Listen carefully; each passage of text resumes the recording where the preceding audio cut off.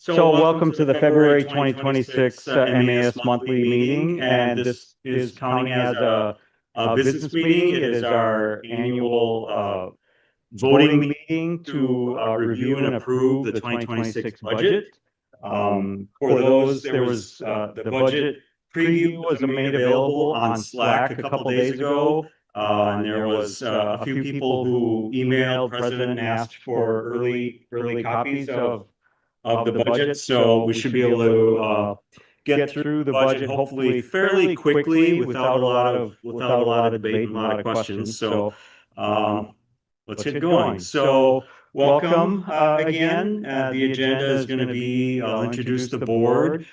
We will have a few slides in memory of our lost dear friend, Vic Heiner. So Steve Emmert put together some words and sent me some pictures and stuff. So we'll remember Vic a little bit, and then we'll dive right into the budget stuff.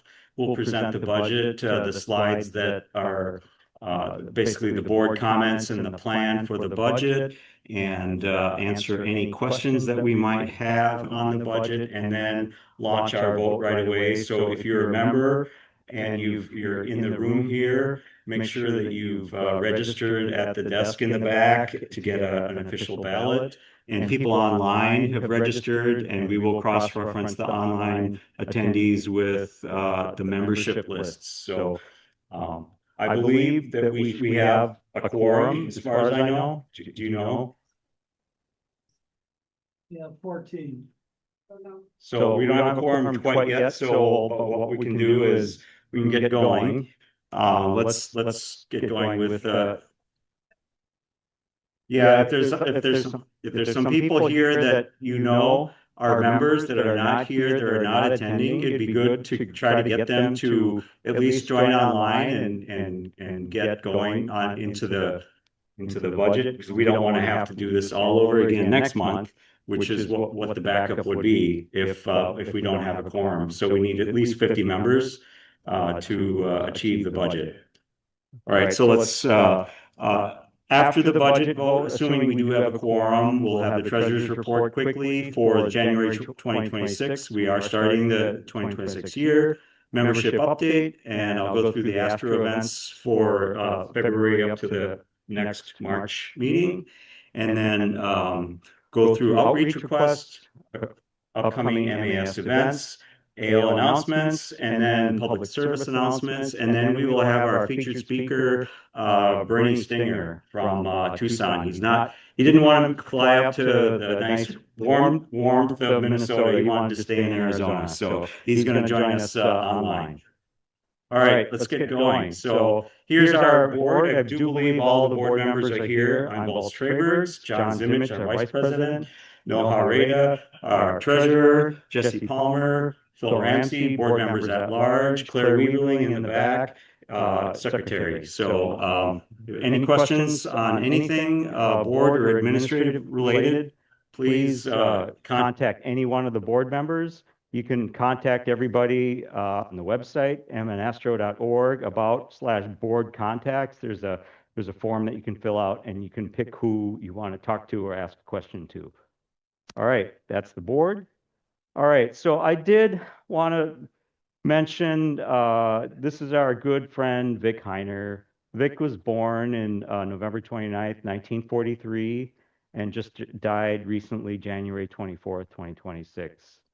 He joined MAS in 1990. He was officially, according to Steve's lists, member number 96. So he was one of the early members of the club. He attended the Science Museum of Minnesota sponsored trip to view the solar eclipse in July 1990 in Mexico, and was instrumental in establishing Cherry Grove Observatory site. And he was the longtime committee chair for Cherry Grove. He was also considered a dedicated Yellowstone gazer for over 20 years. He would travel to Yellowstone Park and observe the skies and observe the geysers there as well. And he and along with several people visited Cedar Key, Florida, Star Party attendee a couple times with several MAS members over the years. So always a treat and always a joy. He would always come here into these monthly meetings when he was able to as well. So his memorial service was held February 1st. I was not able to attend. Hopefully, a few people were able to attend that. But in general, some other thoughts. This is from Steve. So aside from his interest in astronomy, in his early years, Vic served in the Air Force. His job was piloting a C-130 military transport aircraft. He was trained on and flew the T-38 jet trainer as well. I think that's why he always referred to the owl and the ET cluster NGC-457 as the T-38 cluster, as you could interpret ET's two arms as the wings of the plane and the two bright stars of ET's eyes as the afterburners of the jet. So professionally, Vic was a programmer and database administrator, first at Republic Airlines and then continued at Northwest Airlines after the merger. Around the time of his retirement, he consulted in merging Northwest's databases operations with Delta's. One job with the airline he was proud of was successfully overseeing moving the Northwest Data Center from a building on MSP property to the former spare Unisys chip manufacturing plant on Pilot Knob Road in Eagan. Vic had a lot of good stories about his time managing the Cherry Grove Observatory. One was right after we had the primary mirror recoated on the old 16-inch Schultz reflector in the old observatory. He came down to CGO a couple weeks later and looked down the front of the scope and was confused what he saw. The primary appeared milky.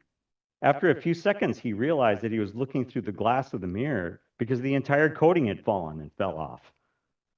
We never did determine the certainty why the coating failed like that.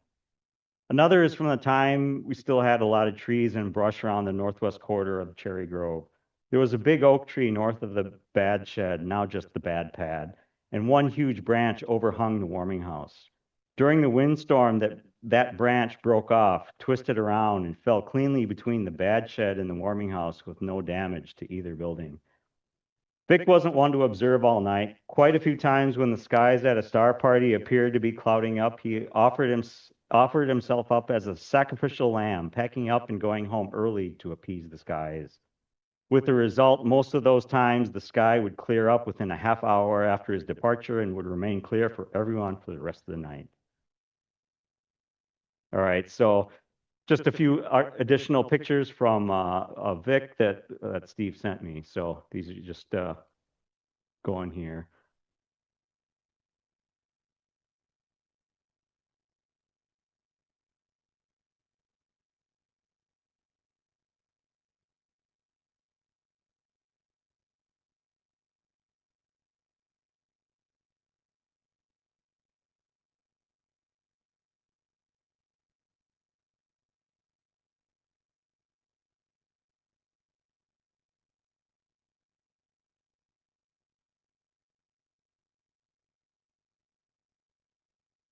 I believe that's the last piece of fencing and the last screw that went onto that fence. So, does anyone want to say any word about Vic while we're here? Otherwise, so we all remember Vic, and yeah, we will miss him. Steve sent in his membership numbers a couple days ago. So welcome new members: John Bauhaus, Kyle Detert, Jeremy Dunst, Lloyd Lorenz, Elena Schroden, and welcome back Adam and Michelle. So are any new members or returning members here in the room or online? So please say hi. So as of February 1st, we have 682. So we've been kind of bouncing up and down around the 700 number for the last, I would say, 4 months.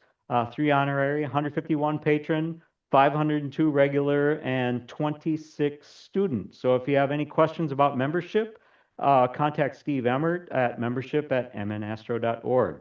Steve's in Florida, by the way. He wanted to watch the Artemis launch, but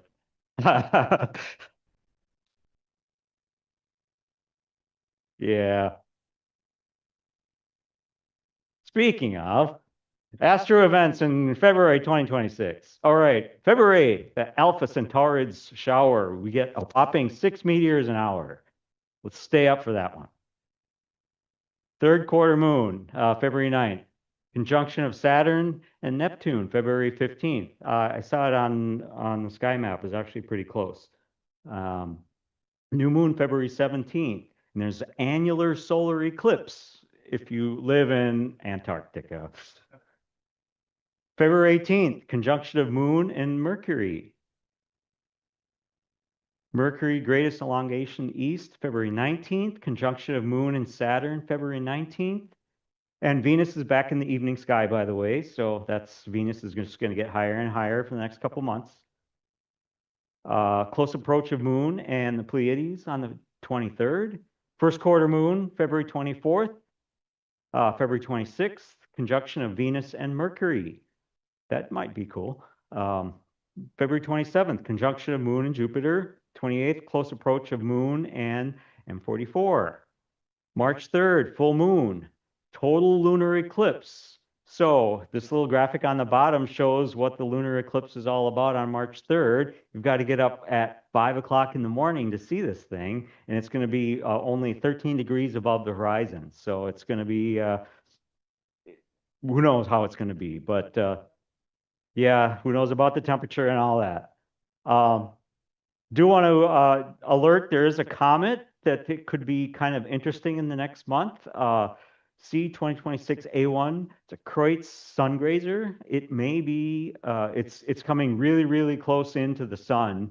When is April 4th? So yeah, it's going to be, if it survives, it could be a theoretically, it could be a naked eye daytime comet. Yeah, but I'm not going to hold my breath. But it would be cool. It would be really cool. Yeah, Suresh.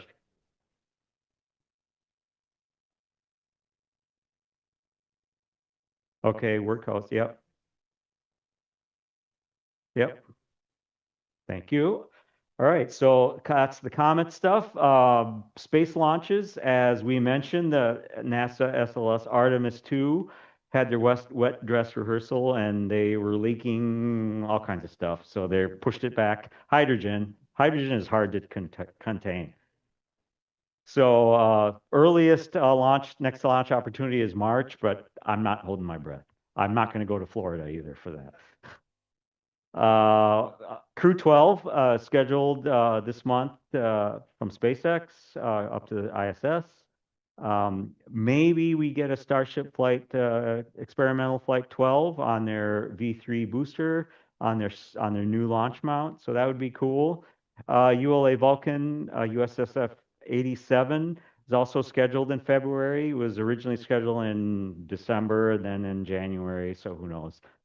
New Glenn, they're going to try to refly the same booster, and they're going to that landed last time, and they're going to launch Bluebird 7, and that's always an exciting thing as Blue Origin really starts ramping up, and they're currently vacuum testing their Blue Moon lander as well in Houston, so that's going to be exciting once that thing goes to the moon and does an experimental landing. So again, all my data is from inthesky.org and lots of AI chatbots to get all the space launches down because there's really now a good single source for that. All right, there goes the rocket. All right, outreach requests. February 6th, Richfield Community Center, Voyagers National Park Boreal Starfest. Now, they're really doing this up. They're trying to publicize this. I know that David Schaff is also pushing on this. They've got a whole bunch of different events, but this is the first one that the Boreal Starfest is launching in Richfield on the 6th. So a good outreach opportunity there. JJ Casby, there's a Bellwin Winter Family event, February 7th. Bell Museum Space Fest 2026, February 13th and 14th and through 15th. Jesse says that we are in need of volunteers for Space Fest. So if you want to volunteer at the desk, or I don't know if we do telescopes at night, but we've got our desk set up and we can do demos, and it's always a good time at Bell Museum. So sign up on the forum or contact Jesse for Space Fest. Plenty of opportunities there. So that's Friday, Saturday, Sunday, and lots of times available, whatever's convenient for you. February 21st at JJC, there's a request for some indigenous programming and storytelling. They want some telescope and observatory support as well there in their evening program. St.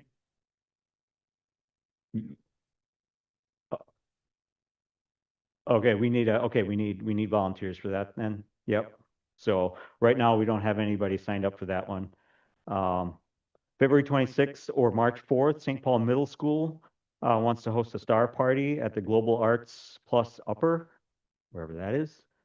April 18th at Camp Filippo, there's a Cub Scout event that they've reached out to us. They want us to host up there. I was a scout leader back in the day, and that's a fun camp to do that stuff at. ELO, there's a Baylor Adventure Camp, July 14th through 16th. So there are probably other opportunities posted already on the outreach forum and on Slack. So outreach volunteers are always welcome, and it's one of the things that we do. So sign up on the MAS outreach forum or on Slack channel, or get a hold of Jesse. BSIG presentation, February 21st. Our own Suresh is going to do all about telescopes, and you're going to talk about this telescope, right? Yeah, I built that last night. So you want to talk a little bit about it's about all the different kinds, the different optical tubes, refractors, Newtonians, all the different things. All right. So good presentation. That'll be on Zoom February 21st, and those links will be in the calendar shortly. And I believe Suresh has already posted them on the forum. Yep, 1 o'clock, 1 p.m. on Zoom on the 21st. All right. Thank you, Suresh. All right. Upcoming MAS events. Again, Suresh's BSIG Zoom presentation on the 21st. And then we start seeing some opportunities for our first star parties. So first LLCC observing weekend, March 13th through 15th. Sign up on the forum. March 14th is the first ELO public star party. Key holders needed, just people manning the scopes. I believe I was talking to Don yesterday, and he said that we're also looking for a speaker for the 14th. So March 14th, also at Cherry Grove, could be our first star party. March 20th through 21st will be another LLC member observing weekend. March 21st is our first Cedar Creek star party. And March 28th will be the last winter BSIG Zoom presentation by our own Ahmed. So look on the forum, Slack, and the MAS calendar and the happenings for all of those events on how to get there. Key holder trainings, we haven't formalized all of those dates yet, but we'll start publicizing the dates for key holder trainings as soon as the committees just get all the details together and out to me. But some of the key holder trainings have already been posted on that for CGO, I believe. And then LLCC key holder training will be at NNSF or by special request to one of the committee members. All right.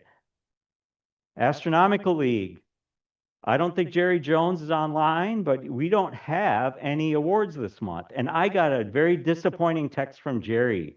According to Jerry, we need to observe more and not be losers.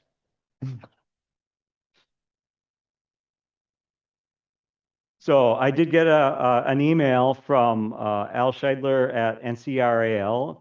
NCRAL is having a Zoom meeting this Sunday, February 8th at 7 p.m. So I posted the link to that Zoom meeting. It's basically they're talking about their North Central Regional AL conference coming up in Iowa. So they just want to make some announcements and put out some requests for that. So anyone who wants to be interested in the NCRAL. If you're interested, we already have a couple of, well, 3 people at least that are driving down there for that. We can carpool, talk to me or Dave or Trina. At least the 3 of us are going. don't give me that smile. But yeah, we're excited for that one because they've done their own thing. It's not a traditional conference. They have two different tracks. You can attend whatever you want. So it will be interesting. And then I hear that Trina and Dave are presenting too, in case you haven't had enough of them here as solar system ambassadors. Yes, in case you haven't had enough, you haven't gotten enough of them up here. I'm driving down there to see you present, so I'm one of those. All right. And then lastly, the AL Special Observing Challenges. T Corona Borealis is still out there. Hasn't blown up yet. All right. And as usual, what does Jerry say? Get out there and observe. I don't know if it's, nope, I didn't program it right. Well, all right. Good. All right. Official announcement, the budget has passed. Yay. Not since I remember. Too close. All right. Committee openings. So ways to volunteer. So as always, the best way is to get involved with the club. The outreach committee has an opening currently, and the best way to do it is just volunteer. Be a key. Learn a key holder. Get key holder trained. Do star parties. Bake presentations. We have member presentations pretty much every month. We won't have a member presentation this month because of the budget, but we will have a member presentation next month. Write articles for Gemini. Father Brown is always looking for Gemini articles. We always are looking for help on the web team. Anybody who's good at WordPress, PHP, BB Forum, Google administrative kind of stuff. All that stuff helps offload some of the work that we do on a daily basis. Join one of the committees. Help out a public star party, and then do as much outreach as you can because it's fun. All right, thank you, volunteers. So if you got any question or have any ideas, just send an email to info@mnastro.org or contact any board member, and we'll get you set up and get you talking to the right people. All right. MAS, like I said, MAS needs your presentations. We don't have a member presentation this month, but if you've got a special observing campaign, astronomical object that you want to explore deeper and talk about some history, any kind of trips to dark skies or other astronomical sites around the world, ATM projects. If you build something you want to show and tell, if you do some restoration stuff you want to show and tell, we all want to hear that. Outreach projects. If you're going to a national park out west or out east or anywhere, that would be a fun presentation to hear. If you're into research, if you want to do spectroscopy, if you found something kind of cool you want to show, that's all available as member presentations and articles too. Never gonna say no to an article for Father Brown. Software and telescope how-tos, manned robotic space missions. We got plenty of NASA ambassadors, so that's what they're good at, NASA stuff. And if you want to, you can even do better NOAA constellations. So 10, 15-minute slides, like 10 slides, 15 slides, easy to do. So it's kind of fun and it's good practice if you're young and want to just get up, get practice in front of a crowd and have fun. All right. Yeah, one thing, if you have any ideas, please contact Ahmed at programs@mnastro.org. Yep, Ahmed. The other thing I want to mention here quickly, I book the monthly game speakers, and I'm always looking for names of people. Hear somebody online, or go to some speaker, at a convention, or find out about them. Email me just their name and a way where I can find them online, and I'll go dig up their information and try to bring them here as a speaker like I've done in the past. But I'm always looking for names. Please don't hesitate to send. Thank you. Yeah, if you have contacts at other universities that we might not normally talk to, that's always good, or just know some other organizations that do some presentations, that's always a good thing. And like I mentioned, ELO is sometimes looks for presenters as well for their public star part. So it's not always here, it's not always online, or in for Gemini, it could be at ELO as well. All right. Loaner Scope program. I don't know, is Antone online? All right, so John, you want to talk about loaners a little bit?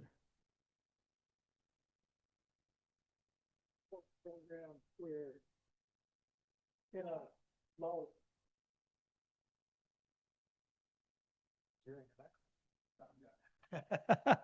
I was hearing my own echo, but I guess it wasn't this. How's this now? Okay. Yep. So the Loaner Scope program is in sort of a low time. It goes into a lack time in the winter. So we have a number of scopes, but we have 19 telescopes, binoculars, Dobbs and Schmidt Casagrans, the 8-inch SEs are probably one of the more popular, and also the 8-inch Dobbs. But we have a solar scope as well. So if you're looking to try something out before you buy it, check the Loaner Scope page. It's on the website.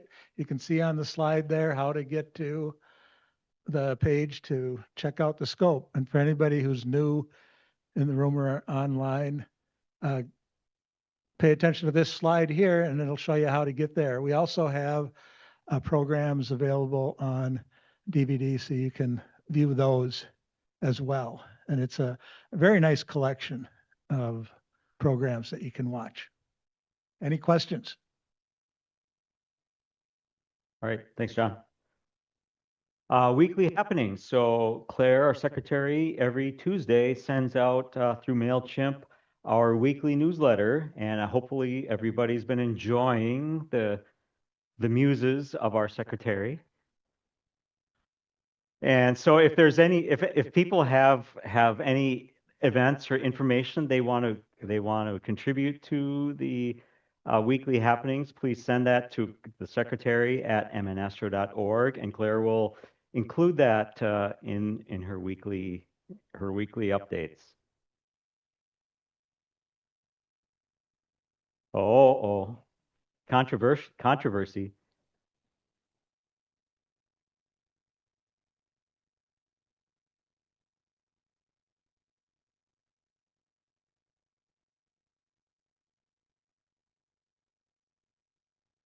Trina wants to talk but doesn't know how to use the microphone. Of course, I want to talk. No, Dave wanted to talk too. But I just want to give a shout out to Claire for her absolutely amazing happenings, little intros. Y'all need to sign up for this because it's extremely entertaining, besides the MAS information, but it's always entertaining. So thank you, Claire. All right. I also agree on that. They're hilarious. I love them. All right, online communities. We've got several that are available to members and non-members alike. So Happenings is one of them. You can sign up on the website and get that weekly for free. Slack is available to members. It's a great chat forum. There's live video conferencing. It's more real-time file sharing, really good tool there. We got the traditional PHP BB forum, the MN Astro forums, where the marketplace is active and a lot of special interest groups are active. Anyone can sign up for that as well. We are on YouTube. All of our meetings, all of our BSIG presentations are edited and recorded and posted on our YouTube channel. So if you can't make a meeting, you can always revisit the meetings or the BSIG presentations, and those are archived for as long as YouTube will still let us archive them there. So we are on Instagram and Facebook. And so if you've got any content that you want to share, if you've taken some great pictures, make sure you watermark your images and send them to Chris at social media at mnastro.org, and she will post them on our social media platforms. All right. Official mass stuff, we are still in the cafe press mode. We are not ready to move on to our other service provider yet. Hopefully, one of these days, we will get there pretty soon. So, but if you want to get t-shirts, mugs, Cafe Press is still available and still open for business. Gemini. As I mentioned, Gemini articles are always welcome. Father Brown almost monthly emails me and asks me, we need more articles, we need more articles, we got to get more content. Father Brown's proud that almost all of our articles are member published, it's our own work. We don't republish national articles from other organizations. It's all of our own work. So just like member presentation, if you've got a story to tell, write it down. If you don't want to do a presentation, write an article, throw in a couple pictures, and Father Brown will publish it in the next Gemini. All right, so if you want to submit anything to Father Brown, Gemini@mnastro.org. If you want to look up old Geminis, all of the old Geminis are available online. They're searchable. All databases are searchable, so you can go in there, search for any member name, some obscure member name or some obscure project from months and years ago, and it'll find it. Even the handwritten, the very, very old ones are machine readable now. All right. So now we're going to move to our featured speaker. So let me welcome Bernie Stinger. So Bernie's going to talk about whatever happened to that older LX200 that we don't that ELO used to have. So Bernie is in Tucson at the moment. So basically, we need to transfer control over to Bernie. So is Bernie online? All right. If you want to transfer, I can stop sharing. And then Bernie, whenever you're ready, you can take it away. All right, I stopped sharing. There's Bernie. There's my camera. There we go. We don't hear you. We're not hearing you. Not hearing me. I got my volume on. Now we're good. Good, good. Where on earth did you get those photos of me? I LinkedIn. Don't remember sending those in to you. I found one on LinkedIn. Oh, is that right? The one photo was of me in the front page of the Tucson newspaper. About a year ago, I was organizing an event here in Tucson with the club. Yeah, that really surprised me when you popped that up. And I want to mention to you, Volts, this is a member presentation because I am a member. So I would argue with you on that one. Some of you probably read my bio. A lot of you know me. I've been with the club up until a few years ago, pretty active, especially out at ELO and to many of the BSIG events. And I still go to them if I'm in town. I do come to town occasionally for some strange reason in the summertime. Can't figure out why, but I do come to town in the summertime to visit relatives. And if there's an event happening or the monthly meeting, I certainly take advantage of it. So you're not rid of me yet. By the way, I was a member back in the 80s, 1980s for a few years, back when the meetings took place. Where was that? That was the old Science Museum in downtown St. Paul. Some of you who have been with the club for a while probably remember that old meeting room back in the back hallway. Those were very early times. I left for a number of years to pursue my career, but I did come back and rejoin again, probably around 2015 when after I retired, I put 40 years in to a firm here in Bloomington. And at the same time, I started spending some of my time here in Tucson as kind of a snowbird and checking out the club here as well. And I joined the club here in Tucson about the same time. I think it was roughly 2016, somewhere in that time frame. Yeah, sorry I can't be there, but for some strange reason, I couldn't find a plane that wanted to go in that direction. So sorry about that. Let me see if I can get the presentation running here. Just one moment. Do I have sharing rights?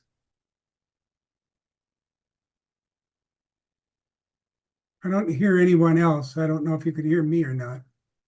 We hear you. You should be able to just start sharing. You, Okay, give me 1 second.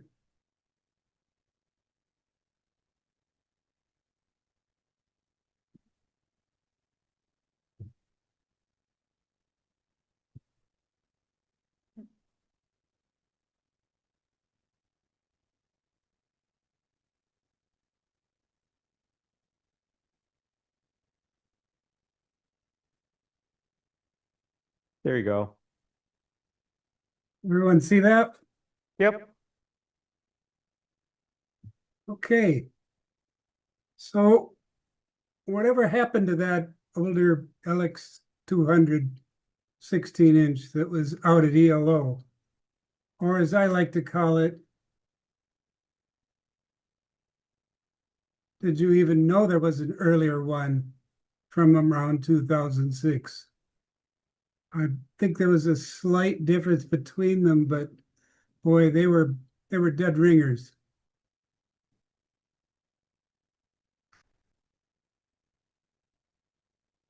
Just a little synopsis here, but back in 2020, 2022, Mark sent me an email and said, hey, we're trying to find a place to donate this scope to and pass it forward. And would your club be interested in it? It was originally in the roll-off roof in ELO.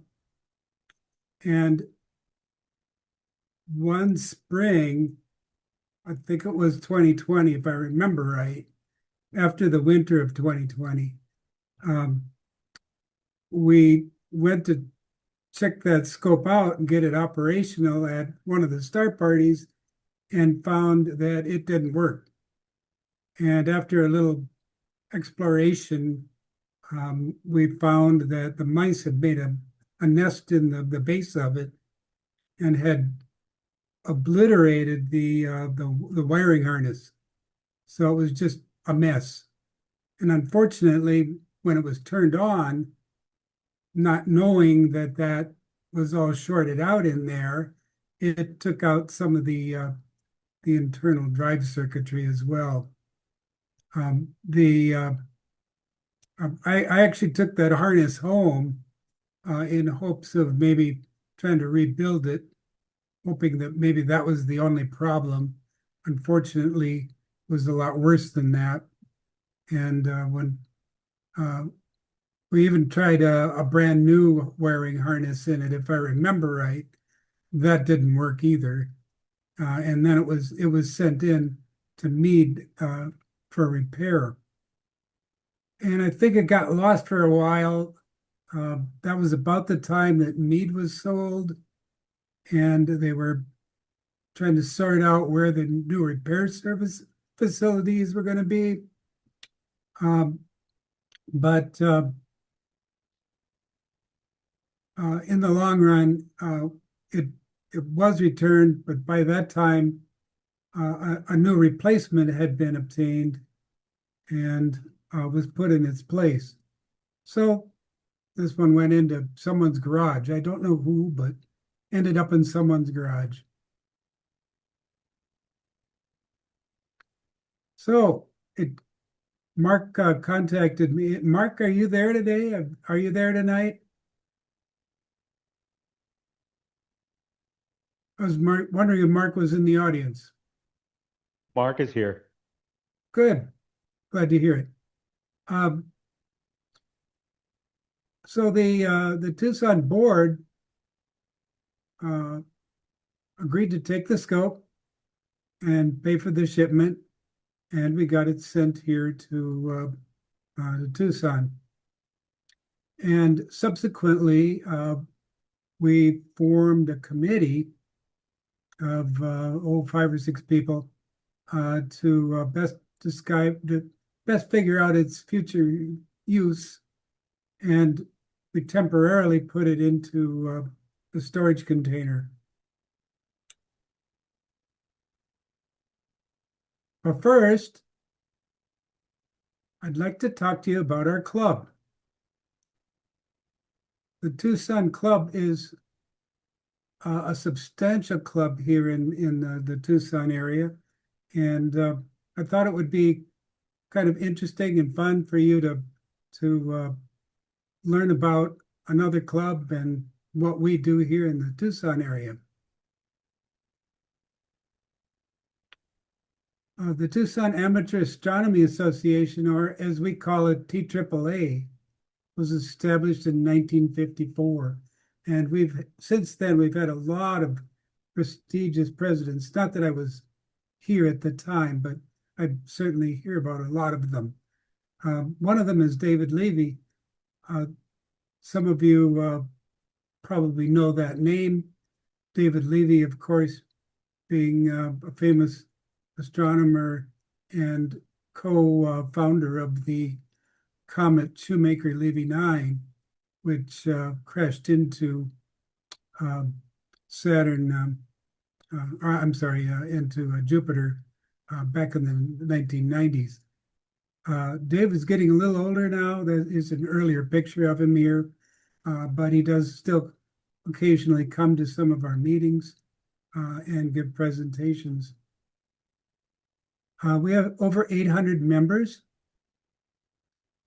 and we have 2 major observing sites, well, one more so than the other.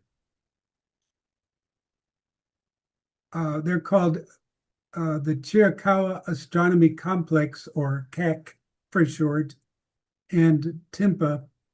And those 2 observing sites are on either side of Tucson, one to the east and the other to the west, which is kind of handy if you're, depending on which side of town you're on and how far you want to drive that particular night.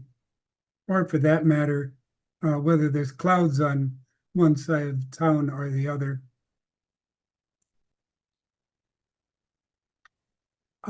There's a number of subgroups in the club. What we call the Starry Messenger group, which I'll talk about here in a minute. The Astro Fundamentals group, which is basically the equivalent of the basic group. The Astro Imaging group, and the Radio Astronomy group, or the RASIG. The RASIG is a new group. It's only a few months old, but it's gotten off to a good start. There's about a dozen members in this group, and almost all of them have dishes of radio dishes of various sizes.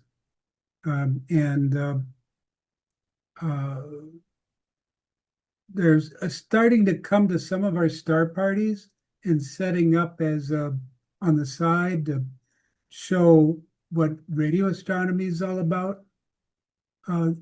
Radio astronomy has certainly changed a lot in the last 5 to 10 years. There are now some new innovations in radio receivers that are just amazing. If any of you have dealt into it at all, there's what's called SDRs, or software defined radios. it's basically just an electronic box with a chip in it, and it's computer controlled, and your computer basically through a software package interfaces with it, defines what radio frequency you want to receive, and they literally go from DC way up into the microwaves. So just amazing instruments that are available, and they're very inexpensive. Unbelievably, this particular aspect of astronomy is can actually be a lot less expensive to jump into than optical that most of us deal with. We have a monthly newspaper as well, and we also sell a yearly calendar, and we also have a big list of different swags that are available: shirts, jackets, buttons, the same stuff that you see in most clubs.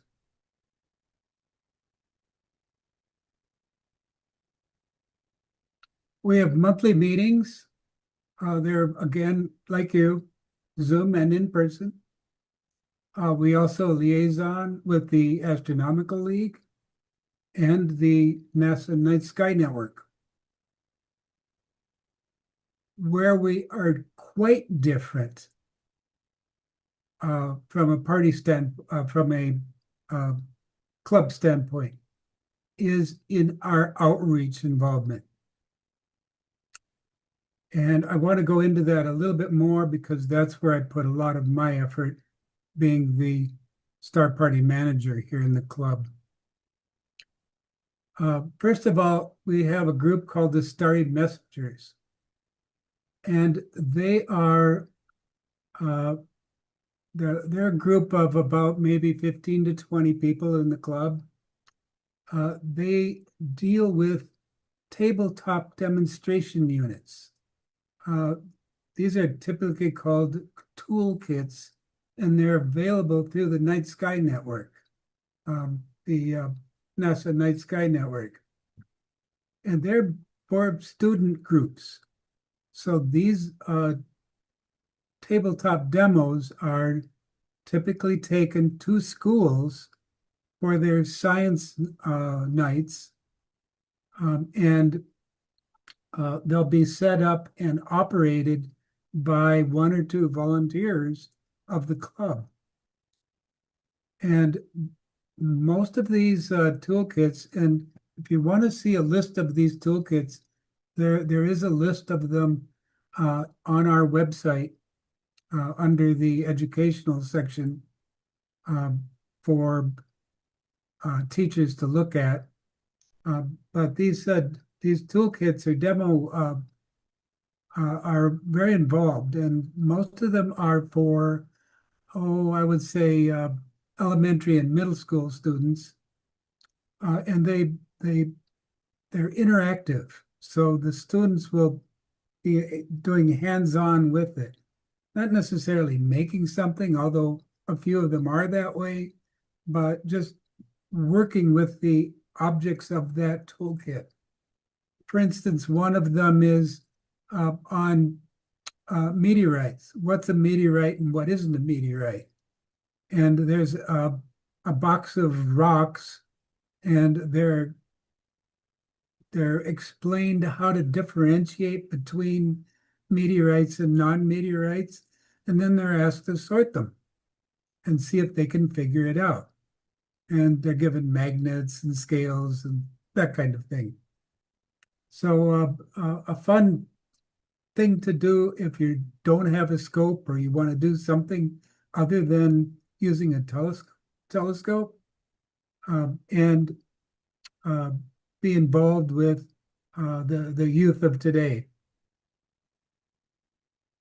Most of them, well, not most of them, several of the members of this group are the wives of many of the optical guys. So there may be 3 or 4 fellows that are out there with their telescopes, and there was to be inside with the tabletops.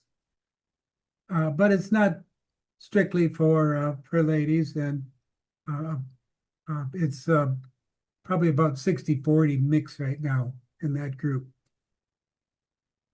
We also do paid star parties. This is a separate group in the club. We call them the Tucson Stargazing Adventures Group. And those that group goes out to organizations and conferences at some of the venues around the city here. There may be a group at one of the hotels or motels that wants something to do in the evening, and we'll go and set up some scopes in the back lot and spend a couple hours with them showing the night sky. Quite often we'll get groups here from out on the East Coast. They don't even know what stars look like. I mean, it's amazing. They'll just be in awe and look up at the sky and what's that constellation? What's that constellation? They rarely see anything other than the moon. So the paid star party group, and I would estimate they probably do something in the range of 5 or 6 events a month.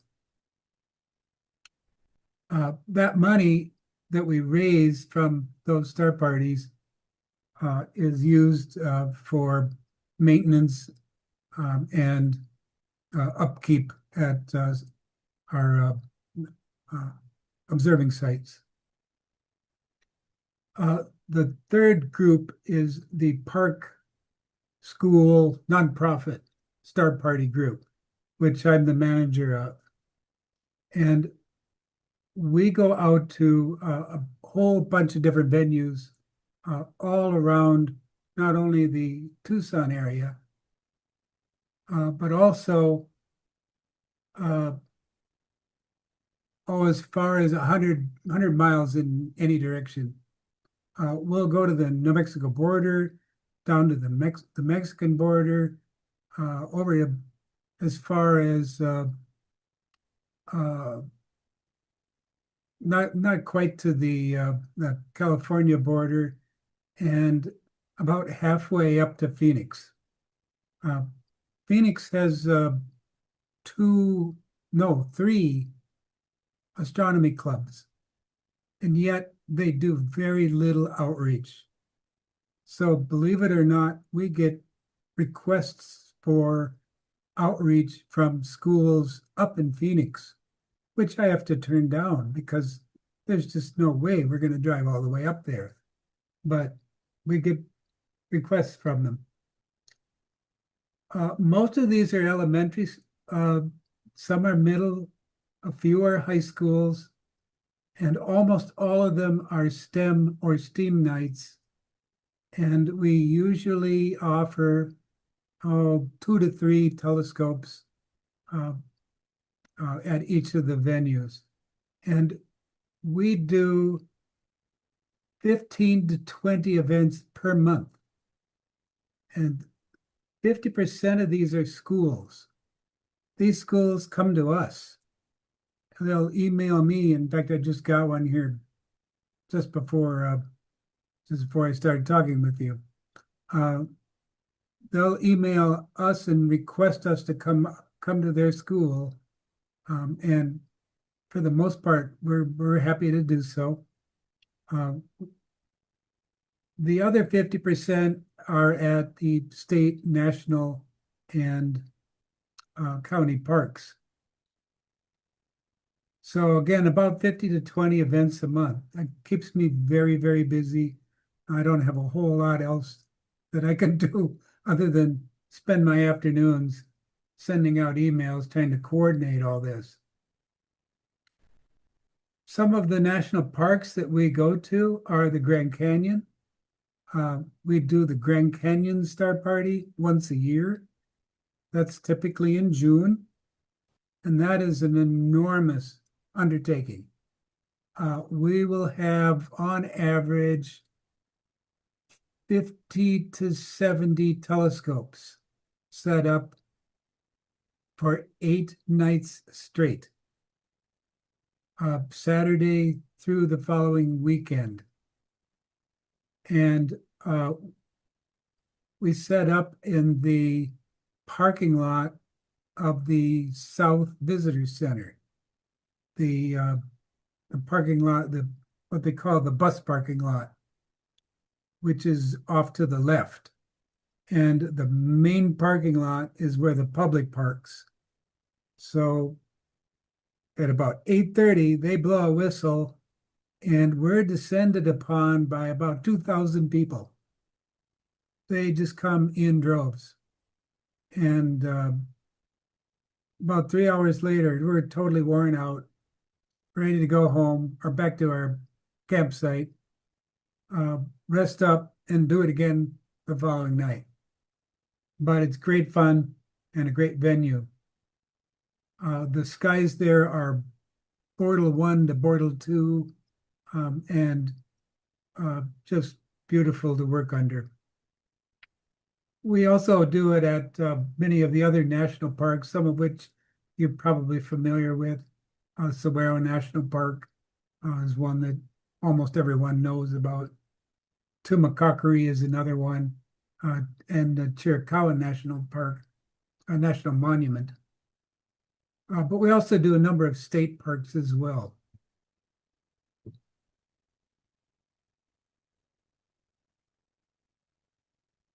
How this works with the national parks is I sit down with them once a year, plot out the weekends, and then discuss with each one of them as to whether that weekend will work for them, or play the dice game or the shell game and move them around until I get an arrangement that works.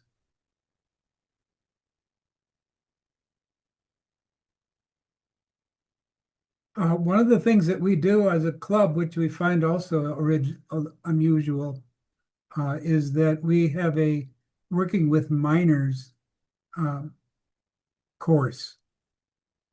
This is a course that we require, or we give internally, and we have everyone who does or volunteers for the Star Party sit down with this course during this course.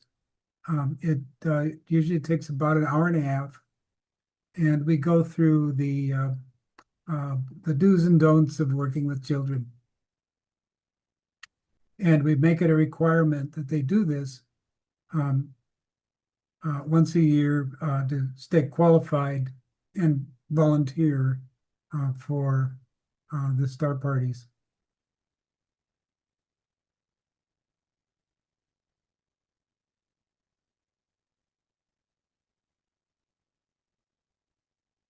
Okay. I mentioned to you that we have a couple of viewing sites. One of them, our major viewing sites, is called the Chiricahua Astronomy Complex, or what we refer to as CAC. Oh, sorry. There we go.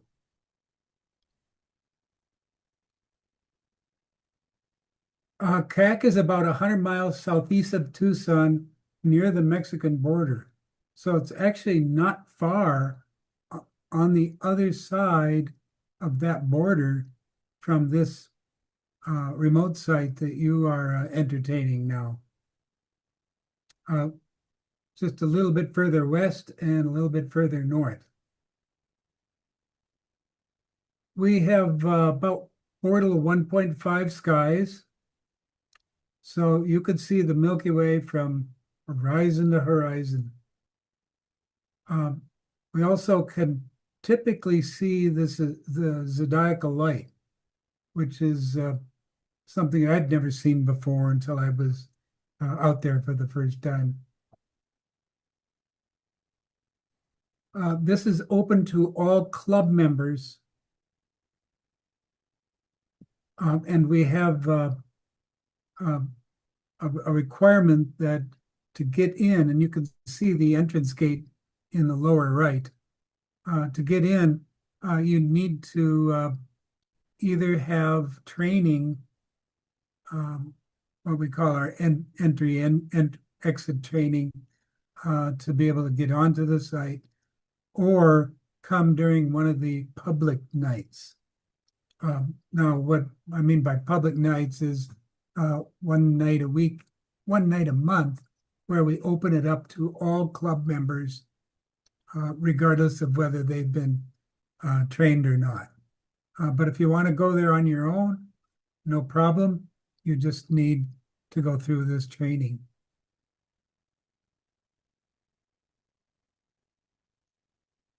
I don't know if you can see my mouse. Can you make out my mouse on there?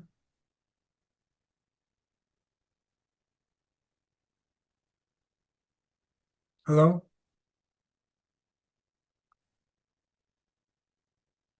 We can see your mouse.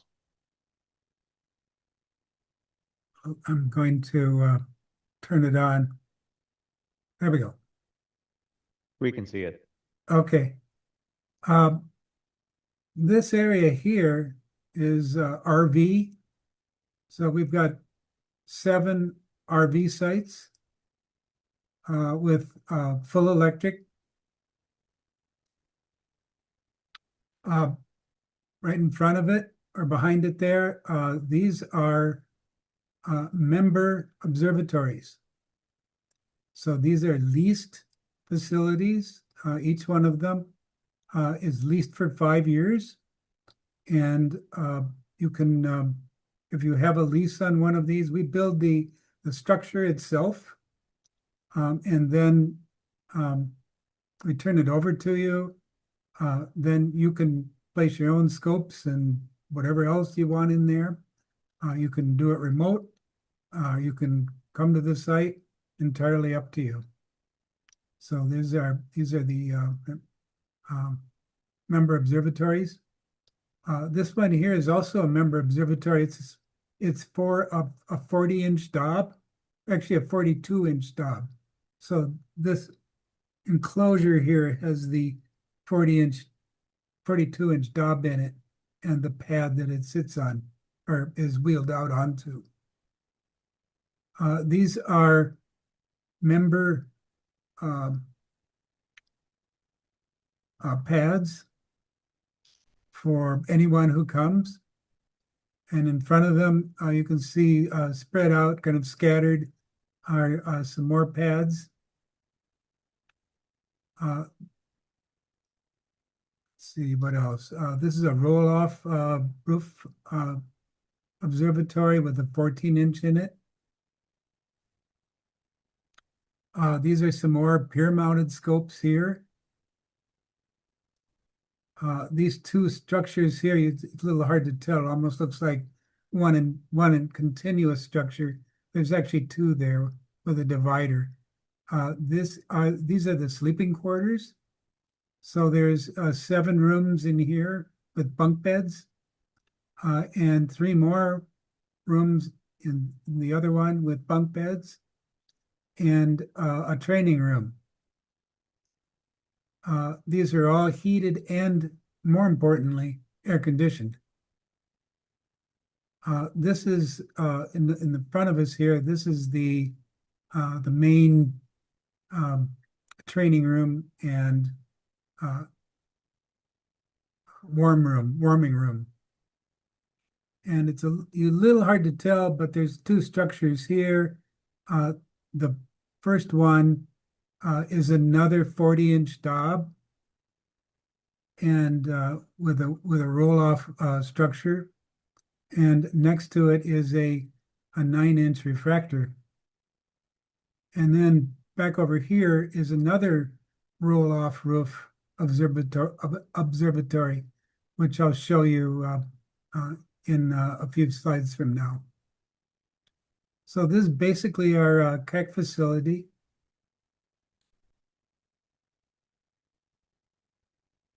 It's far enough south that you can easily see Omega Centauri, Canopus, and I've even spotted Gamma Crux a couple of times, which is the most northern star of the Southern Cross.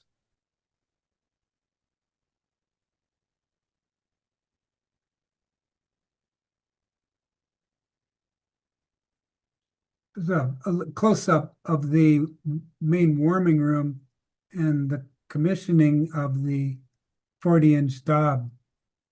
This was a few years back, so I didn't attend this, but it does give a good idea of the size of that monster. People look at it and think it's some kind of cannon. You can see the Chiricahua Mountains in the background here. The image there kind of doesn't do them justice. They look more like hills, but they are sizable mountains, and at this time of year, they're snow-capped.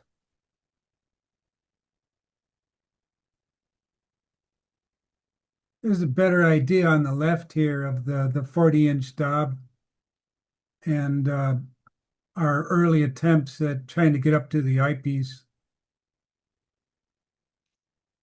Just kidding. They're doing some maintenance on one of the struts. We do have a very solid ladder to get up to the eyepiece on that scope. It's still up quite a ways. Some people are a little afraid to go up that high, but visitors, not us, but visitors. And we generally don't try to look at anything above 60 degrees because of the height of the eyepiece at the time. Also get a little idea of the classroom here. The classroom's really nice, the warming room. We have computers now in the corner. That far corner looks empty right now, but we've got computers there now for monitoring the weather station, the all-sky cameras, and the surveillance cameras. We've got numerous cameras around the site for surveillance.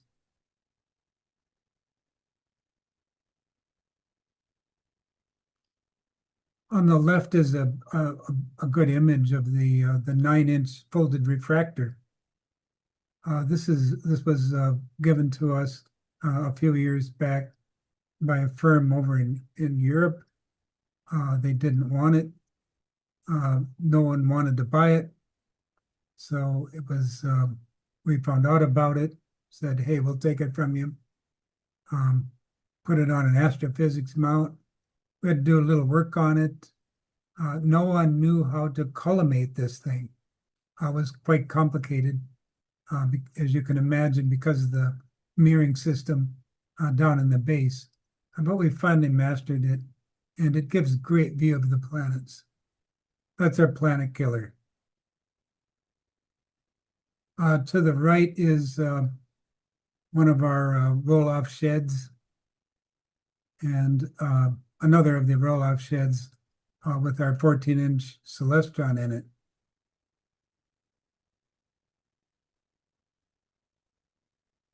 And our newest scope, which was just commissioned last month. This is our latest edition. This is our 32-inch research grade DFM Cassegrain.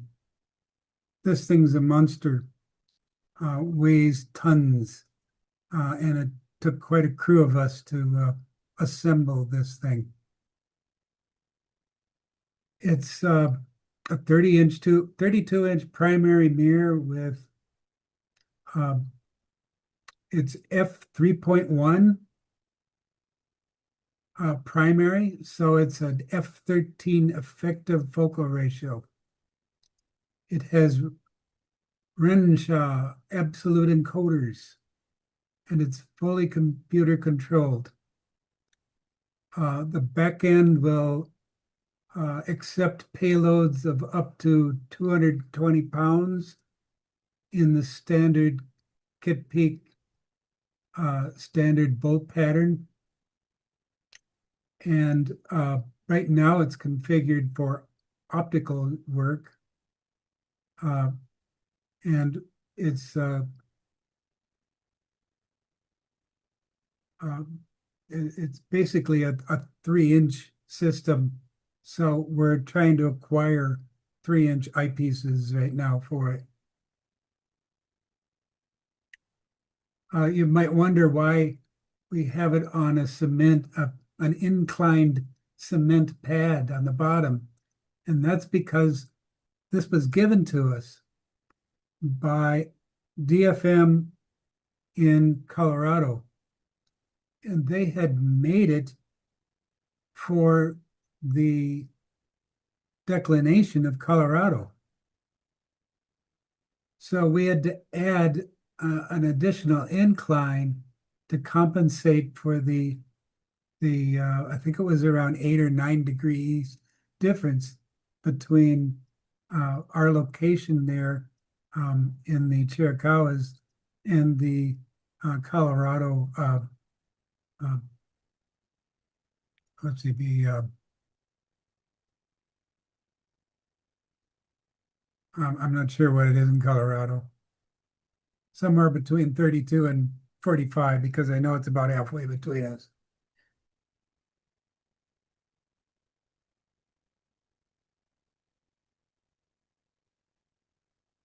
By the way, if anybody has any questions, fire away. I'm no problems. The other facility, our other viewing facility, is called the TIMPA facility. That stands for the Tucson International Modelplex Park Association.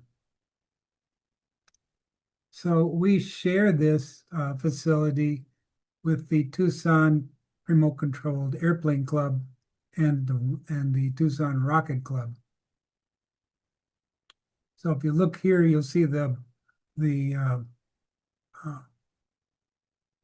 runway for the remote control planes. I've seen them out there with them. I'm amazed at how big these planes are.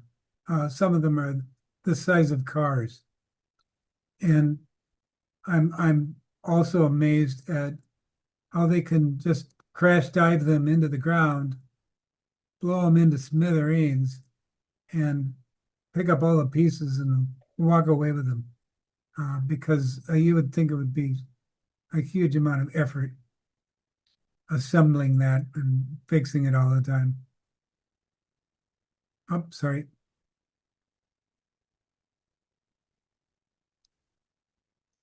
This is about 30 miles southwest of Kit Peak, which would be in the opposite direction of this view.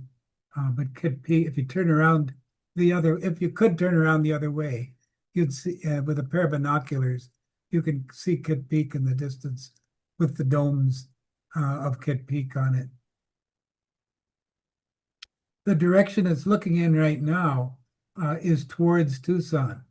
So there's a foreground mountain range, that's the Tucson mountain range, and then there's another one further off, which is the Santa Catalinas. Tucson is in between these two mountain ranges, so kind of gives you an idea of the distance away from the city.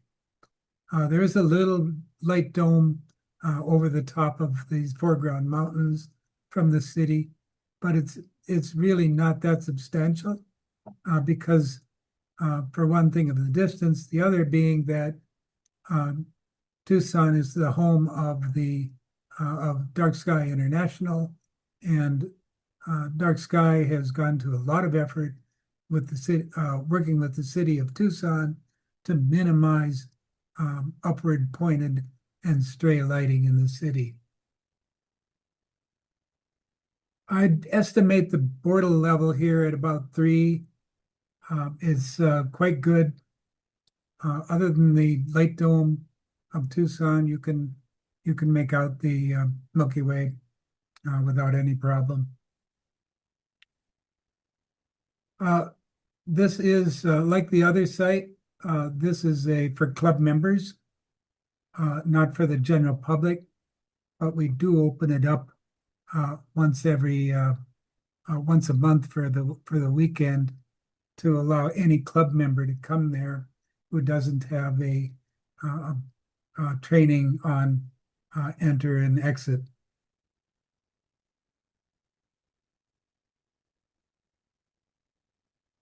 By the way, we are allowed to bring visitors if we get prior authorization.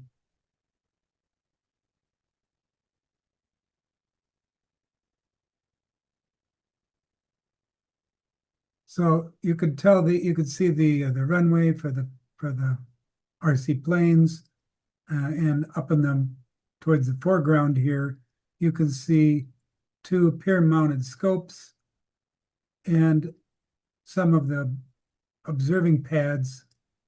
These all have electric on them, and this is a storage shed for our telescopes.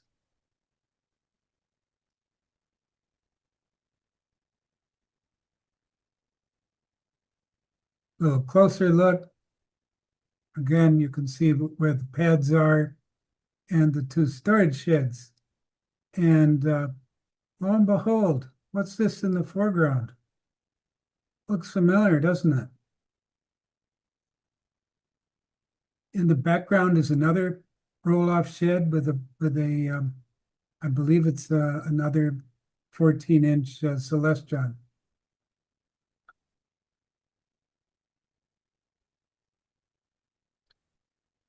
So here's commissioning day for your, now ours, 16-inch Meade LX200. And I think the team did an excellent job of building a nice pad. It's on rails. These are steel rails, so they can, this is a wooden shed. They can open the shed up, roll it back into the viewing position. This would obviously be north, going this way. And we put in some nice benches there for tables we can bring out. This facility, by the way, is under lock and key, so you can't get onto the facility unless you have the appropriate keys to do so. You might notice this guy in the background here with the white hat. That's me helping out on commissioning day.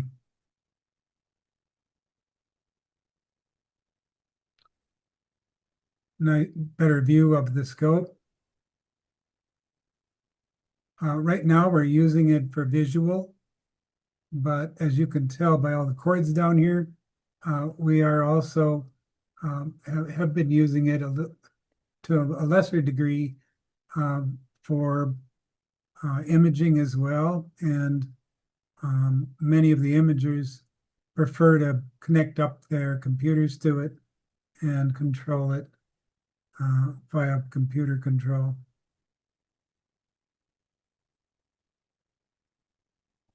I don't have any images that were taken through it yet, but this is an image from a camera that I got a hold of. The camera is pointed south.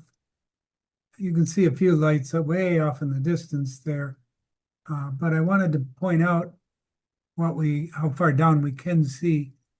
This red circle is circling a star which I was able to identify as Chi Eridanus, which is at minus 51 degrees declination. And as you can tell, there's a certain amount of sky there to still work with. So that's where the telescope is lying right now. And thank you from the entire club for donating Thank you for us sharing, Bernie. the telescope. We really appreciate it. And by the way, if any of you are in the Tucson area and you'd like to come and see your old friend, by all means, give me a call or let me know, and I'll see if I can get you on site. Excellent. Well, thank you, Bernie. Does anybody have any questions, or are there any online questions for Bernie? Yeah, we are very happy. It's found a great home, and we hope to come down and visit when we're sick of this winter. Question, Ron. Mr. Ron Schmidt.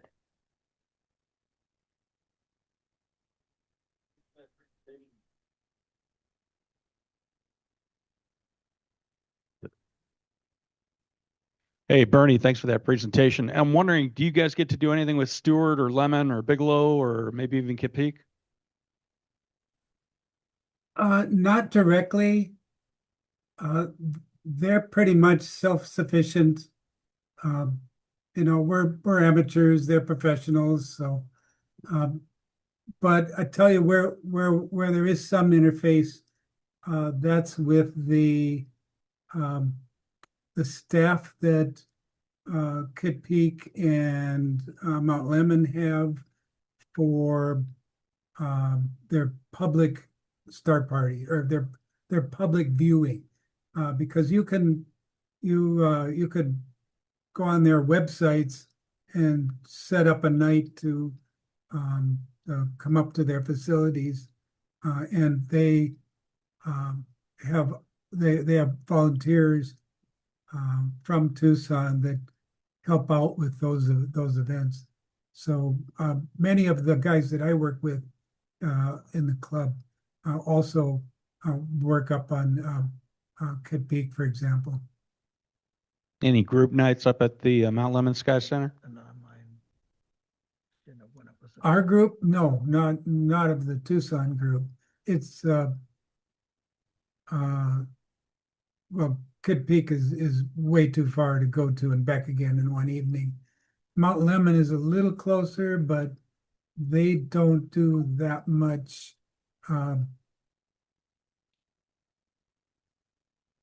They do have public nights, but I don't even know when they are, to be honest. I don't work with them myself.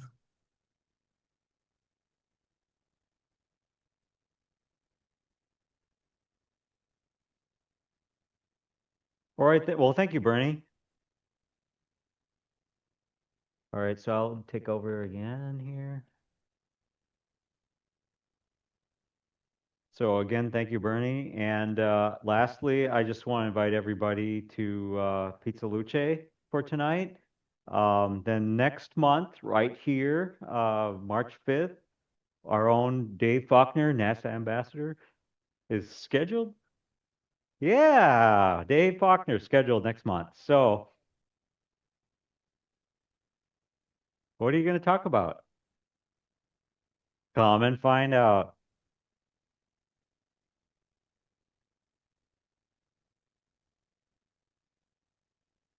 All right, very good. Well, thanks for everybody for coming. On your way out, there's some leftover items from cleaning out some things at ELO. Feel free to take it if you're interested. So, thank you, and again, pick up your badges if you haven't. Sign up for new badges if you want them. We'll take care of you. See you next month. Bye.